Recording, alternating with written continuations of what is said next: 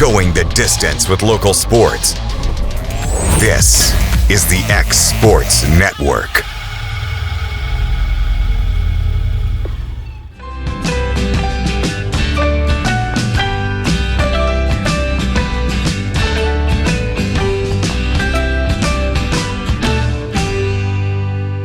Financial advisor Scott Beasley knows time spent with family is everything.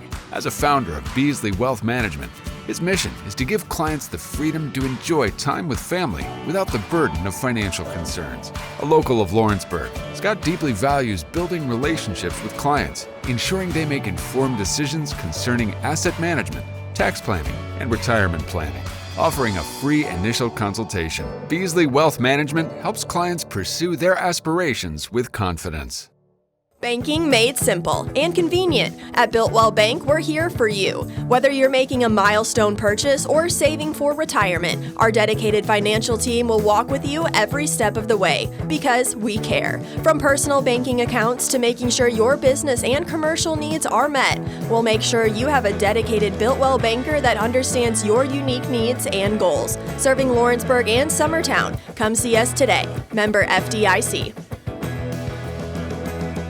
Got a dent, a ding, a scratch, or a bent fender? Major or minor, Car Country Collision Center in Leoma can fix you up. Car Country works with all insurance carriers, gives free estimates, can work on foreign and domestic vehicles, and has experience you can trust. They've been in business since 1990. Unfortunately, accidents happen, but you can get your car back on the road with as little hassle as possible with the help of Car Country. Call 931-852-4708 or stop by at 2567 Highway 43 South in Leoma.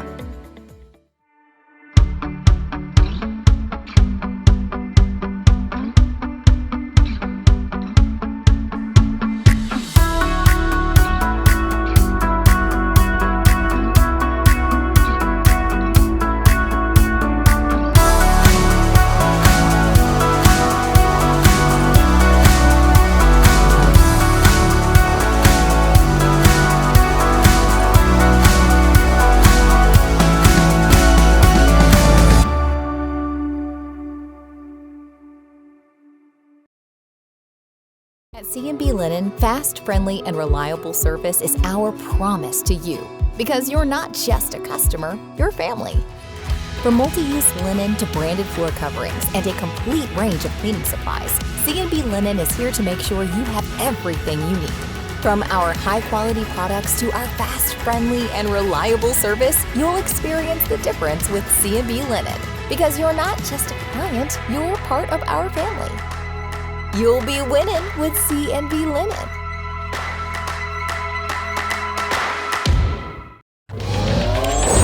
Going the distance with local sports. This is the X Sports Network. And welcome everybody here to X Sports Live, brought to you by C&B Linen. AJ Good, joined here by Michael Marks. And Mike, it is a crazy day here on a Friday. The rain is all around. The start of the College World Series. I'm a nervous wreck, but somehow we're going to get through this show. As of right now, it's top second. My Mountaineers up 1-0 over Troy after the first stolen home steal of home in the College World Series since 2000. Yeah. 26 years, and Armani Guzman kicking off the College World Series the right way there. And hopefully they can just keep putting pressure on the Troy Trojans. But Troy's got a really good team, so we'll see what happens from here on out. But it's what a way to kick off Omaha, though. I mean, the first inning, and we talked about it in the room before coming in here. I mean, Guzman literally stole every bag he got there because he used his speed to get down the line. Then the second baseman kicked the ball. He got to second off that, got to third on a drop third strike, and then steals home. I mean, what a start! The way he sold it, he's like, I'm just going to pick my nose a little bit, and then just started scooting down the line, and the pitcher just kept. And every time when you catch a pitcher off guard, if he just throws it for a strike, he's out. But they always throw it high. That takes that extra half second that he needed. What a start! Yeah, crazy. But we got some news here locally in the sports world now. Everyone has been more focused, and rightfully so, on the shot clock that will be implemented 2029, 2030. However, some things are going to be happening in high school Single on the left. I'm sorry. I'm watching all this go down. See if he can throw him out. Oh, that's a good throw. The not going to get him. All right. Anyways, we're tied up in one. But, will take into effect in 2028, which is seeding is going to be happening in high school basketball. So when you get to the state tournament now, instead of just blind draws, random regions playing each other, the 8 teams that get there, they're going to base it off of RPI, and they're going to seed them 1 through 8. So obviously 1 will play 8, 2 will play 7, 3 and 6, 4 and 5, and then they'll go from there. Yeah, I got mixed opinions on this, AJ, as I do about most things. I hate that the way this conversation kind of got started. It was Bradley Central and Coffee County's girls met in the first round of the state tournament, and a lot of people thought those were the 2 best teams in the state. So I hate that the conversation had to get brought up because of something that happened with 2 of the 4A schools. There's been countless years where 1A, 2A, 3A, and girls or boys would have the 2 best teams playing in the first round. So it felt weird that it wasn't a problem until it affected some bigger schools. So I'm glad it's happening. Kind of upset at the way that the discourse got started. But I think this is something that in the long run, once it becomes more of a normal thing, is going to be great for high school basketball. Yeah, and that's what my state and West Virginia has done. They did that several years ago because, again, you get these blind draws. And I remember my high school making it my sophomore year. We were number 2, and the team that was number 1, we faced off in the first round. Oh. We ended up winning, then lost in the semifinals. So it wasn't a guarantee because we won that game. But the toll that it takes to play the number 1 team, and then you got to play the next team after that the next day. All the things that go on. I know Tennessee's is spread out a little bit more than that, but it's the best. It's what they should have been doing a long time ago, because you are going to have some of these blind draws where, yes, you are going to play 1 versus 2 could happen, or 1 versus 3. Sometimes it does naturally work out the right way. And at the end, whoever's the state champion is a state champion. But wouldn't you rather see Bradley Central and Coffee County play in the state championship game rather than on a Tuesday at 1:15? Well, I think one of the best state tournaments was the 2A girls. I mean, the Final Four there and the first round. Yeah. They got it right, and they probably could have seeded that one 1 through 8, and it would have been perfectly fine. But I do like this because like you say, I think if you are the number 1, so say you did number 1 or number 2, you should get I mean, it's not easy because you're in the state tournament, but you should get a slightly easier path to the final. You should be rewarded for what you did in the regular season, and I think. I'm not sure how the RPI is going to work, though, because I know, like, Loretto, for example, plays a lot of Alabama teams, how that's going to be kind of formatted into that. But, again, I do think in the long run, this is a great move for the TSSAA. Yeah. And so on top of that, and then I'm going to throw some scenarios out to you. They're also talking about in the district tournaments so let me go for it. So they're trying to make the region tournaments, instead of 8 teams, 6 teams. Okay. So that would make, and that would also take an effect in the 2028 as well. That would make the the consolation game, the 3-4 game, however you want to put it in the district tournament, but the consolation game is now an elimination game. So, the district champion would face the 2 and 3 of the other side, or you'll flip-flop them however they do it. So that would make that district tournament consolation game now a playing game into the region tournament. I love it. I think that's a great idea because we talked about it around late February, early March last year of kind of how pointless the district tournaments are for a lot of districts, because there are a lot of 4-team districts that they would pretty much just reseed each other through that tournament. Right. This is I think this is a good move. Obviously, it will limit the teams, and I think that makes the region tournament a little more special. Obviously, not everybody's getting there now, and 2, it gives those. If you win the district tournament, you get a bye. I like that idea. You should be rewarded for continued good play. The only thing about that is I think it would eliminate having a home game in the region tournament, kind of based on where the tournaments are at, but I don't think that's going to be too big of an issue. So here's what I have.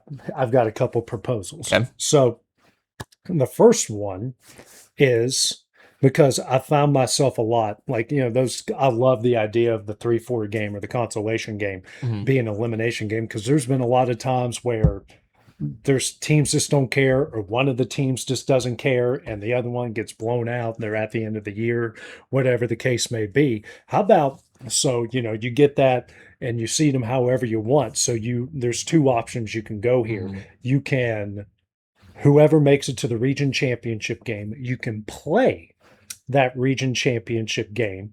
And then of the 16 that move on to the sub-state, you seed the 8 teams that won and get the host 1 through 8. And then the teams that don't get the host 9 through 16, you seed them, and then you work it that way. And that way you do get a better draw of who will go where.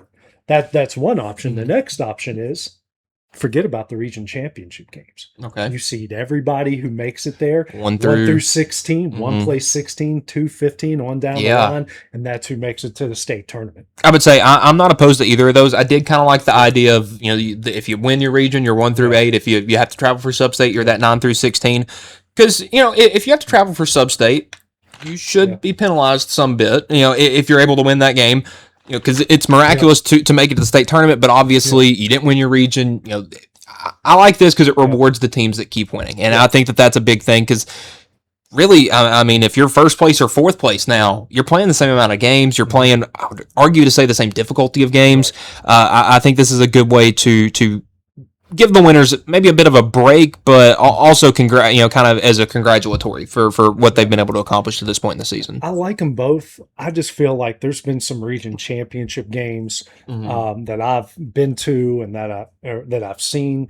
There's some that are super intense and it's awesome and they're great, but there's been others where it's been like, we all know we're moving on to the next round. This really doesn't mean that much. It's really more of, okay, you get the host and I've got to go on the road. But we're still going to be playing at the end of the day. That's why I think, like, if you just, okay, here's the RPI, everyone who makes it, that way they're not, you're gaining a day of rest and moving on. But also I think if you're going to have a region and have this, you should have a championship game. And if you win that game, you should have the ability to host and bring someone to your building and you get an extra home game. I just think if you're going to seed all of these, because this is, again, I hate to bring everything back to what my state does, but if you're going to seed it, they seed it at that rank. However, they don't seed it to where one plays 16. It's just, okay, you could have one playing 5 or whatever, just how things shape up. You still play who you're supposed to play in the region championship game. It's just, I would like to see it, okay, you get there, okay, it's 1 through 16, everyone plays, but if whoever the 8 winners are who get the host, seed them 1 through 8, and then who has to go on the road, you seed them 9 through 16, and then you match them up that way. And I would say I do like that, but there's also some years, like you mentioned, where there are 2 teams that's like, hey, we're happy that we're in the region championship. We get a sub-state game. And then there's years where you have, well, I can just think of a couple years ago, you had a region championship that was Loretto Summertown Girls, and you had a different region championship that fed into the same sub-state that was Westview and Gibson County. Okay, you could argue those were the 4 best teams in the state, and unfortunately, only 2 of them got to make it to the state tournament. So if you put them in that seeding order, even if they play the region championship game and they lose, get through there. Sorry. I don't know how the sports talk radio guys who've been doing this for years do this. We got first and second, nobody out, bottom of the second after a leadoff walk, 9-pitch bat. Anyways, but either way, I think I'm leading more towards playing the championship games and see them that way, because I think at the end of the day, and what the TSSAA is trying to get at is, we want to see our best teams make it to Murfreesboro. I just think there's a better way to do it than just playing out all these, because like you said, there are years Westview, Gibson County, Summertown, Loretta, only 2 teams are going to come out of that. Wouldn't it be better if they go play other teams and all 4 of them or 3 of the 4 make it? Exactly. Let them prove it against all these other regions in the state to do it that because way. I hate that it is like this, but unfortunately that middle to slightly West Tennessee area, it's got a lot of talent, and it feels like we always kind of get matched up with each other and we kind of beat each other up. It would be, why can't they go prove themselves against East Tennessee or Central East Tennessee or like Kingsport, Bristol? Again, nothing against those teams, but they're not the ones making all the noise in Murfreesboro. It's always like West Tennessee or Central. Well, and in baseball, Adamsville and Scotts Hill make it to the baseball state tournament almost every year because the level of competition out there is just not as strong, and that's nothing against them. Yeah, there's nothing against them because they make it there and they put up a good fight, and they've even won games in years past. But it feels like they almost get a hand-picked ticket to go, and then you got teams like Loretto and Summertown that are having to go through Cascade and Forest that are state tournament teams year in and year out just to make it to the region. Yeah, I was talking with David Weathers about that. It's it's sometimes when you play your worst teams like Cascade, which how far to Cascade? Those state championships. I think they made it to the Final Four. I think they were that's a Final Four team that didn't necessarily blow you away. You get to the region if you're a Loretto or a Summertown and whatnot, and you're facing up against these teams you think you would have. I think I'm just trying.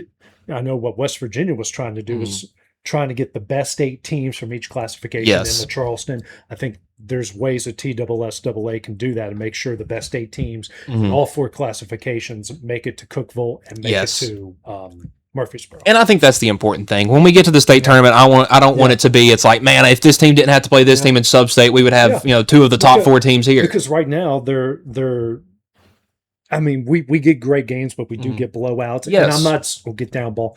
Oh, he bunted it over the third, but it landed in between the pitcher and the third baseman. I'm sorry, you guys are going through this with me in real time. Second and third, one out. Good sacrifice there. I could see how that one rode in the air a little bit too long. But because right now you get a lot of kind of participation trophies, which is okay. We're getting all these different fan bases, and we're getting all of our regions of Tennessee are represented. But are you more interested in representing regions or having the best basketball played in Murfreesboro? There's a way you can do both. Yes. Which is like, go ball. Oh, go.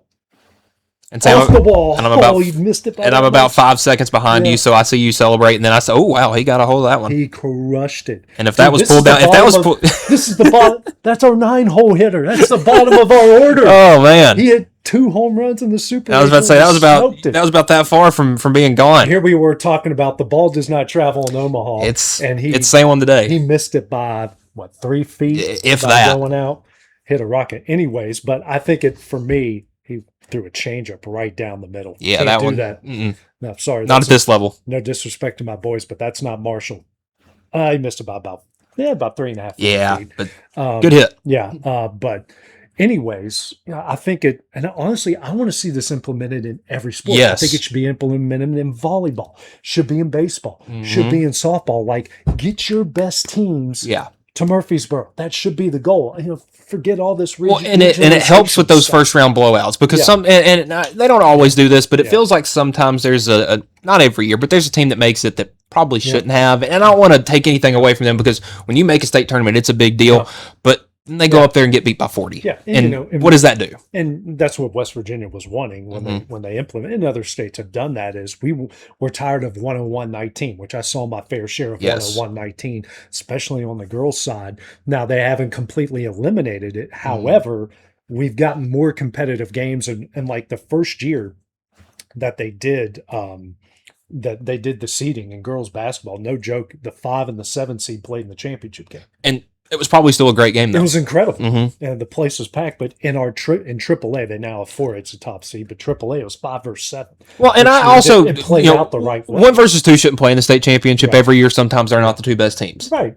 Sometimes, sometimes it is 5 versus 7. Styles make fights. Yes. And that works in every part of sports as well. But you look at this Loretto boys team this past year, and I'm not trying to take anything away from them. They were probably not a top 4 most talented team in the state, but they got to make it there. Yeah, but the team that they ran into shouldn't have been there either. That's another issue. Like, that you have a separate classification. Yeah. 2, like that's for CPA, Battleground Academy, and they should be playing each other. That's great baseball. It's great basketball. It's great football. And if you are not a public institution, you shouldn't be playing with the public schools. Exactly. That's what I would say. They made that Division II for a reason because and this is just off the top of my head, but like Columbia Academy was in the same. I don't know if it was district but region as Loretto and Summertown. Yeah. And not saying that it was unfair, but it was definitely some tough matchups at the time. So, they have a whole division for that now. Like, take advantage of that. That's what that's there for. And plus, that's better competition and a better way for your kids to get recruited. Yes. But because, that team that Loretto, they're not going and playing all the big Nashville or the big Knoxville or the big Chattanooga, or, they're not playing Baylor and McCallie and all of them. and then it feels like you run into one of them in the state semifinal there. Yeah, you're not playing all those big. Oh, get back. Oh, man, hit that a mile in the air. But I think that's a good thing. On top of it, just feels, man, we're going to just have like a different. Well, I was just about to say the sport. And honestly, I think that seeding is going to leak into everything else because they're going to realize, like, man, dude, this works. These first round games are incredible. Semifinals are nuts. And then the championship game is a culmination of all this. Yes. And football, you've already got that in a way. It works. It works itself out every year. Because let's face it, some regions are better than others. Some districts are better than others. But in ways, in football, it always finds its way to work out. When it's not always about having a fair shot. It's about, trying to get the best teams there. Yeah. So I think at the end of the day, it works itself out. But I think you're going to see some more of this. And even if it makes them add another round, I'm all for it. Hey, I would say I'd spend an extra day in Murfreesboro. That's not a problem for me. Yeah. But I think in 5 years when we blink and look ahead, TSU doesn't care because no one shows up. Exactly. Yeah, well, I would say, but we blink and look in 5 years, and it's we have seating and a shot clock. I think it's going to be for the better of high school basketball and getting those players ready for the next level because this is almost and it's kind of what college sports is doing and trying to turn themselves almost into the professionals. High school is starting to turn themselves into college, and I think it's for the betterment of these athletes to help them transition to the next level. And I think these are all good. There's good ideas out there. I would just like to see if you want to get the best games, you want the best of the best coming here. Why don't you seed them once they get there? And I don't care if someone's got to travel from Memphis to Bristol or someone from Nashville's got to go to Knoxville. If your goal is to be the man, you got to beat the man. Well, you better go beat them. That should be at every level, starting at that sub-state level, even if it means skipping a region championship game, which for some people is meaningless, but for others, and I'm kind of leaning towards keeping them and then seeing 1 through 8, 9 through 16. Yes, I like that idea. Yeah, I'm here all day. It's like WWE. I've got great ideas. No one listens to me. I'm here all day. I'm here all day for that. Well, Mike, coming up next, we're going to be talking a crazy end to Game 4 of the NBA Finals, and then we finally got a dud in the Stanley Cup Finals. We'll take a look at what's going on here in College World Series. West Virginia currently up 3-1. We're recording this, so it's probably changed by the time you watch this. Well, the game should be over. It probably will by the time this premieres. You're going to laugh at me for stressing out. Well, blowout. I would say before we go to commercial, when we were, this was me a couple weeks ago watching Tennessee versus East Carolina, and I'm sitting here celebrating when Henry Ford hit that home run, and then they ended up losing the game. So.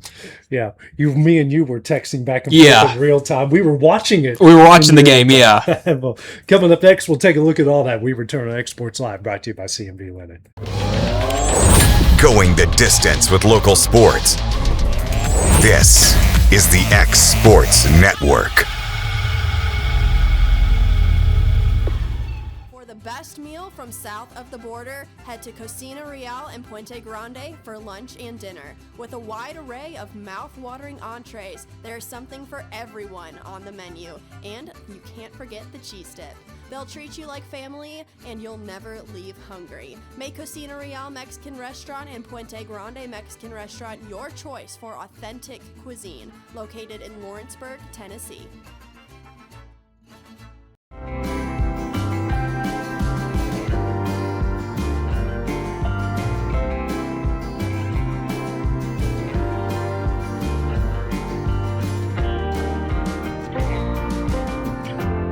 Mike Keith, and my friends at Elliott Johnson Insurance have a great partner in Auto Owners Insurance. Auto Owners makes it easy to get life, home, car, or business insurance. Let Elliott Johnson Insurance find the Auto Owners policy that makes a difference in your life. Call Elliott Johnson Insurance at one of their 3 locations, Florence, Loretto, and Lawrenceburg. Elliott Johnson Insurance, moving forward for our clients every day.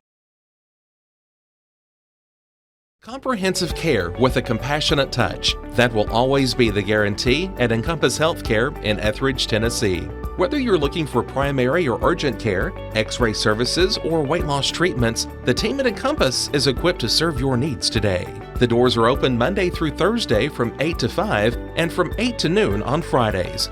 Make an appointment with providers Kendra Brown, Tori Cox, or Ellie Brown today. That's Encompass Healthcare, located on Highway 43 North in Etheridge, next door to Chapman Tire. For decades, First Class Charter has provided high-quality motor coach transportation services to the Tennessee Valley. With numerous safety and cleanliness accreditations, First Class Charter is ready to make your group trip a reality. Contact us today by visiting firstclasscharter.net. First Class Charter, the official motor coach company of the North Alabama Lions. C&B Linen, fast, friendly, and reliable service is our promise to you because you're not just a customer, you're family. From multi-use linen to branded floor coverings and a complete range of cleaning supplies, C&B Linen is here to make sure you have everything you need. From our high-quality products to our fast, friendly, and reliable service, you'll experience the difference with C&B Linen because you're not just a client, you're part of our family. You'll be winning with C&B Linen.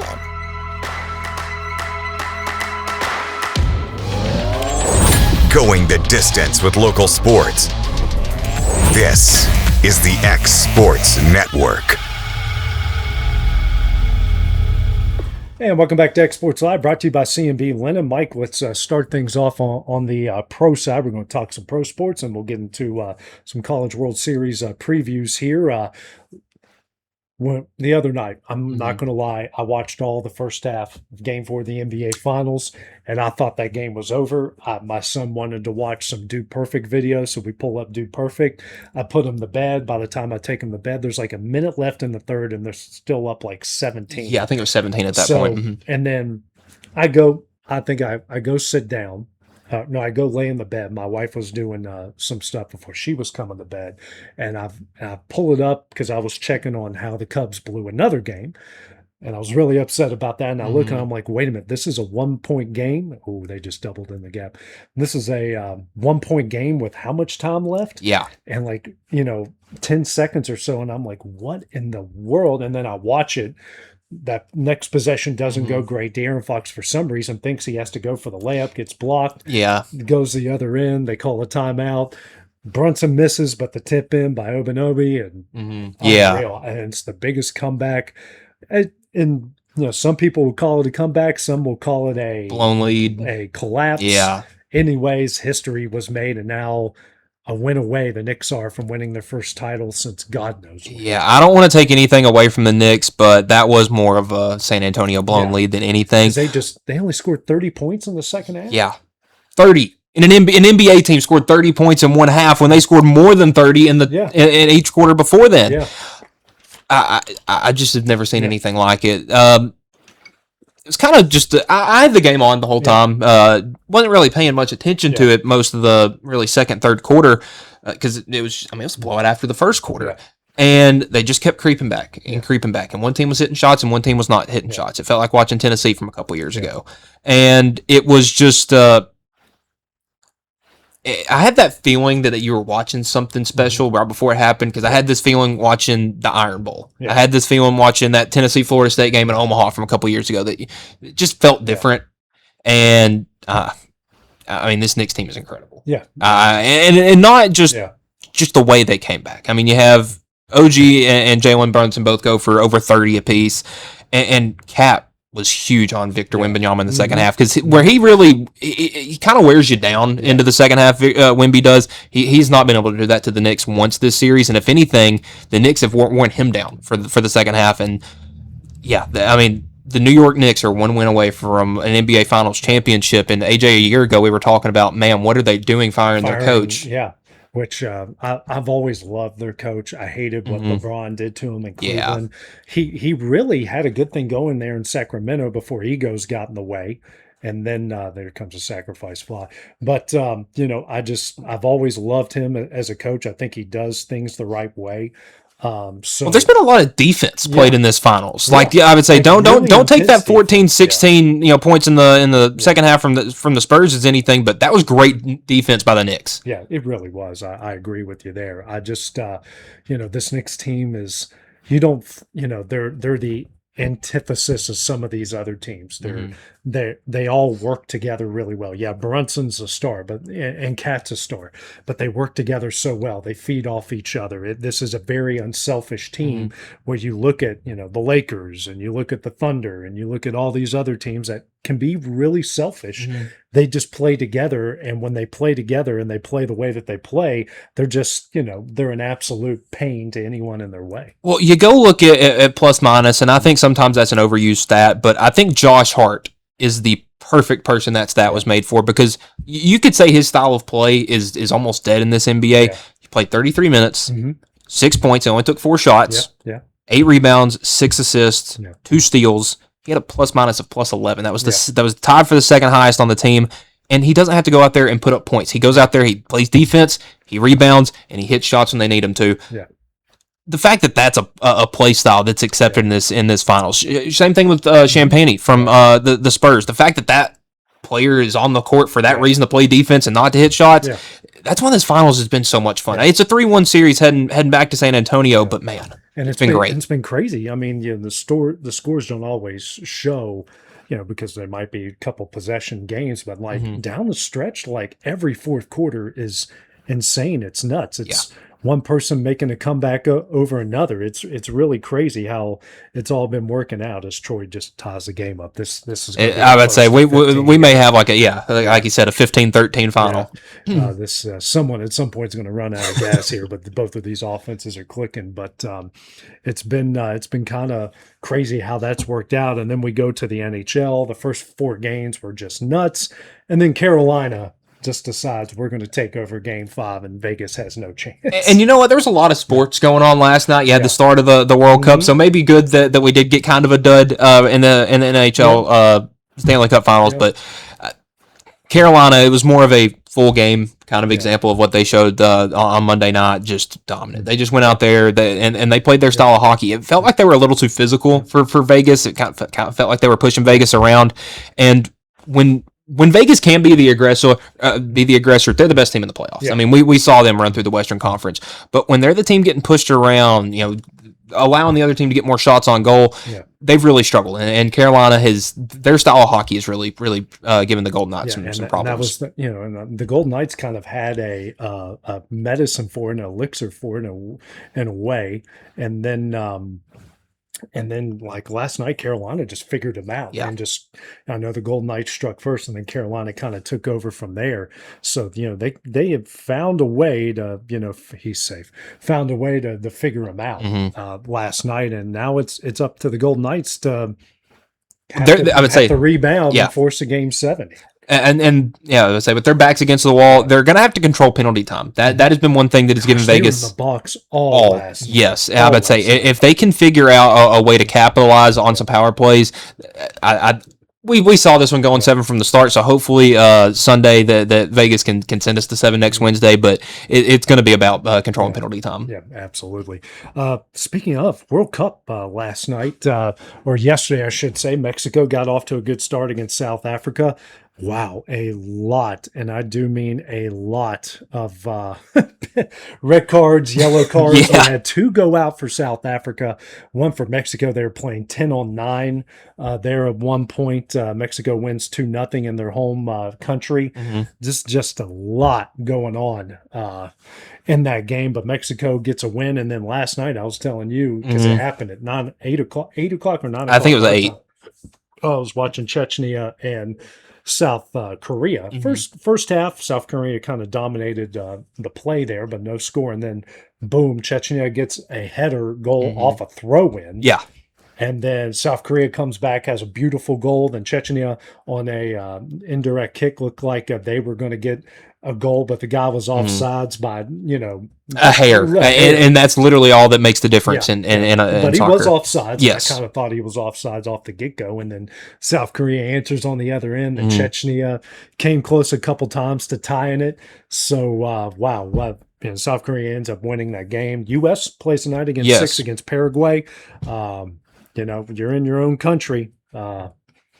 I don't know. Make it look good. I've got no faith in these guys. Yeah, I would say I don't know anything about U.S. men's soccer. I would say I remember the World Cup from 3 years ago, maybe 4 years ago. I was in college. Years, I would say I was my sophomore year of college. Went there. Yeah. I would say to enjoy it. We didn't have no embarrassment to worry about. And but the problem with this U.S. team is they don't have the big superstars that the other countries have. They don't have somebody that is the number one or number two option on one of their teams, in Europe. That's what hurts them. Yeah. But if this can be the group of guys that can kind of bowl together, ball up and listen, it's home field advantage. I think that's got to be worth something. I mean, you saw how the heat has affected some of these other countries. Maybe the U.S. can be a team that benefits from that. Now, with an 8 p.m. game, I'm not sure if heat is going to be a factor, but it'd be nice to at least get a tie in this opening round. But the thing I've really been enjoying is all the other people from other countries coming over to America and going to Wendy's and Buc-ee's. Freddie from Germany is the greatest. It's the greatest thing on Twitter right now. Yeah, they're all enjoying America, and there's like this guy from Scotland. I've been watching his videos trying brisket in Texas. The Algerian national team's working out in Lawrence, Kansas, and the whole community is like bonded together with like becoming Algeria fans. Like it's crazy to see like all of these communities just coming together and just really enjoying. Well, and what I've just realized is the World Cup runs through July. All these people are going to be here for the 4th of July, and it's going to be the 250th anniversary. So I feel like they're going to be here for a big party. But there's this guy from Germany. His name's Freddie. I would say. Watching. Yeah. So he's was taking he had a tweet that said, "I'm in a place right now that's so beautiful. I'm probably about to make 50 posts about it." He was in Fairhope, Alabama. Yeah. The next day, we found another surreal place on our way. I know some people will say I'm too positive about everything I see, but this place was crazy. They had a shooting range in the store. He was at Bass Pro. Yes, he was. I mean, just him getting to experience some of this stuff. Buc-ee's. Getting to experience that. I mean, we always joke the European mind cannot comprehend. We're getting to see it in action. And that's been my favorite part about the World Cup so far. Like, not all of American people are evil. Yeah. Like, we knew that. Just like we don't think all of your people are evil. Yeah, I would say it's been a cool kind of crossover event, so to speak. Because, I feel like it's very common for Americans to travel in Europe. It's not too common for Europeans to come, especially in the South. I mean, that guy started in Chattanooga, and he's, I think, going to end up in Houston. Yeah. Just incredible. Yeah, it has been incredible. So, College World Series right now, Troy has put up 3. So they're leading it 4-3 here in the top of the third. Again, a lot of baseball left to play, so I'm not freaking out just yet, especially the way the ball's traveling. Yeah. West Virginia is about to pull their hottest pitcher right now, but only 52 pitches. I guess you can bring him back at some point. Yeah. But, Troy's stinging the ball right now. But, you got the game tonight, Ole Miss and North Carolina. That's going to be good. The other side, Georgia and Texas. And then you've got Alabama and I'm blanking on the other team off the top. That would be Alabama and Oklahoma. Well, so I mean, it looks like I would say, and I find it so funny that of the 5 SEC teams that made it to Omaha, it is Ole Miss, Alabama, Oklahoma, Texas, and Georgia, the top 5 in the SEC in football too. Yeah. It's always, you can't be good at all the sports now because of NIL. Yeah. It's these guys have proved you can't. Yeah, absolutely. And Texas Tech is trying to be that way. And that is just the fact that they had to come out, and I don't know exactly who all it was, whether it was administrators or some athletic department, but had to come out with a 25-minute video explaining why they were doing this. Yeah. It's terrible. Mm-hmm. I mean, because now I worry for people that have to be, judged by that judge because, they said, it's going to do irreversible damage to his career. Good. Yes. You gambled on your own team. That is called your actions have consequences. That's what it's supposed to do. It's supposed to be a consequence. Because now imagine somebody gets hit by a bus and it will go, Mr. Judge, this would do irreversible damage to my client's career if you put him in jail for running over these people. Well, that's a crime. Yeah.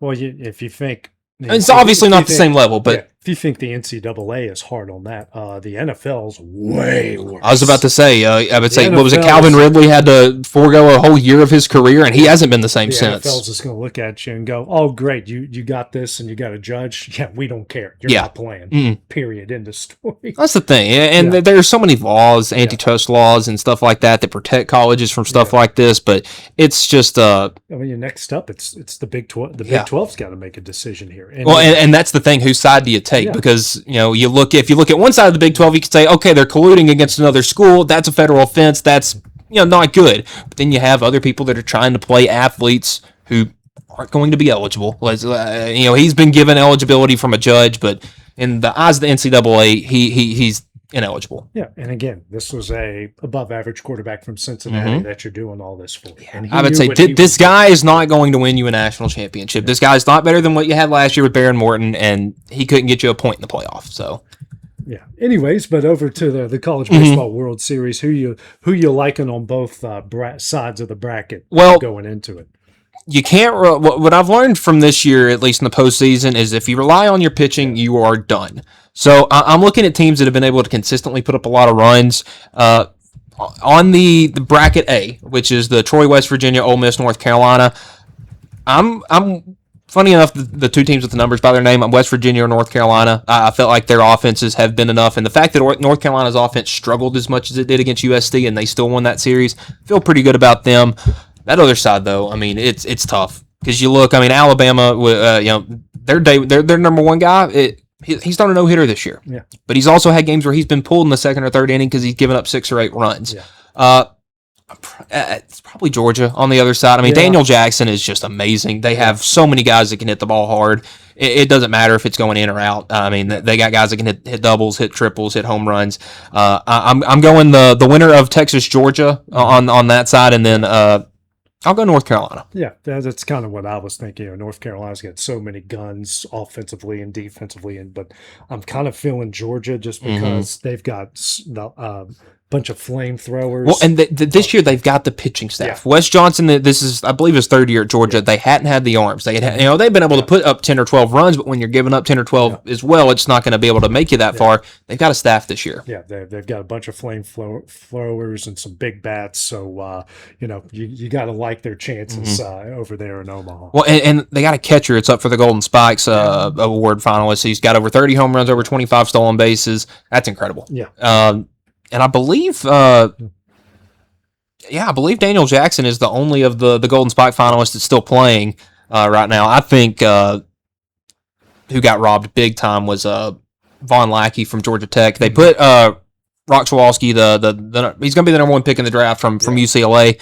His stats were nowhere near the level of those guys. I think they did there was a bit of robbery right there, but I'm going to go Georgia and North Carolina. I would say that the Dogs got a good team. Wes Johnson's put together an incredible roster. And the fact that Arkansas in 2017 had Dave Van Horn, Tony Vitello, and Wes Johnson and still couldn't beat Oregon State is just mind-blowing. Oregon State was really good. Yeah, I would say they had Adley Rutschman and Stephen Kwan was on that team. They were good. And Stephen Kwan's on my fantasy team. You need to step up, Stephen, trying to win this freaking thing. Anyway, so that will do it for X Sports Live here. We'll be back on Monday coming up of next week. So for Michael Marks, I'm AJ Good. We'll see you then. Going the distance with local sports. This is the X Sports Network.